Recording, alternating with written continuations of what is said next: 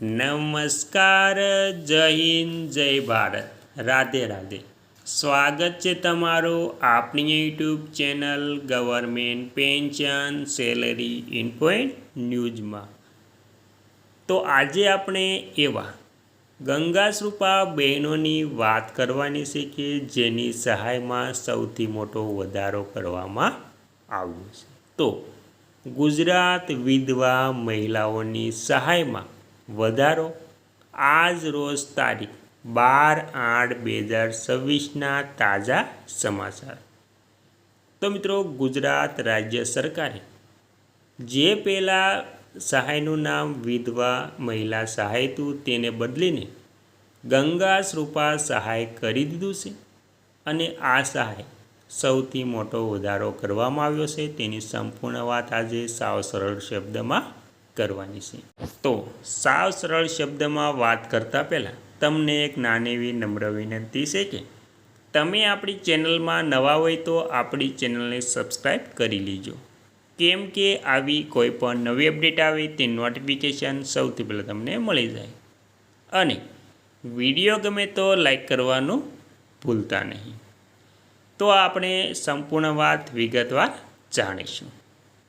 તો ગુજરાત સરકાર દ્વારા વિધવા મહિલાઓ માટે ગંગાશ્રુપા આર્થિક સહાય યોજના ચલાવવામાં આવે છે, જેના અંતર્ગત પાત્ર મહિલાઓને દર મહિને ₹1250ની આર્થિક સહાય એટલે કે પેન્શન સીધી તેમના બેંક કે પોસ્ટ ખાતામાં જમા કરવામાં આવે છે.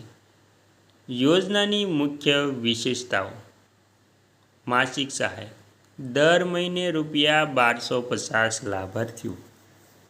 રાજ્યની 17 લાખથી વધુ વિધવા મહિલાઓને ચૂકવણી અને ચૂકવણી પદ્ધતિની વાત કરીએ તો ડીબીટી દ્વારા સીધા ખાતામાં તેમજ ઇન્ડિયન પોસ્ટ પેમેન્ટ બેંક દ્વારા ઘરે બેઠા પેન્શન સુવિધા. પાત્રતાના ધોરણો: અરજદાર મહિલા ગુજરાત રાજ્યની રહેવાસી હોવી જોઈએ. મહિલાની ઉંમર 18 વર્ષ કે તેથી વધુ હોવી જોઈએ. વાર્ષિક આવકની વાત કરીએ ગ્રામીણ વિસ્તાર માટે ₹1,20,000 અને શહેરી વિસ્તાર માટે 1,50,000 સુધીની આવક મર્યાદા નક્કી કરવામાં આવી છે. અને ત્યારબાદ જરૂરી દસ્તાવેજો: પતિના મરણનું પ્રમાણપત્ર, ઉંમરનો પુરાવો જેમાં આધાર કાર્ડ, શાળા છોડ્યાનું પ્રમાણપત્ર વગેરે. વાર્ષિક આવકનો દાખલો, રહેઠાણનો પુરાવો, વીજળીનું બિલ, રેશન કાર્ડ વગેરે બેંક અથવા પોસ્ટ ઓફિસના ખાતાની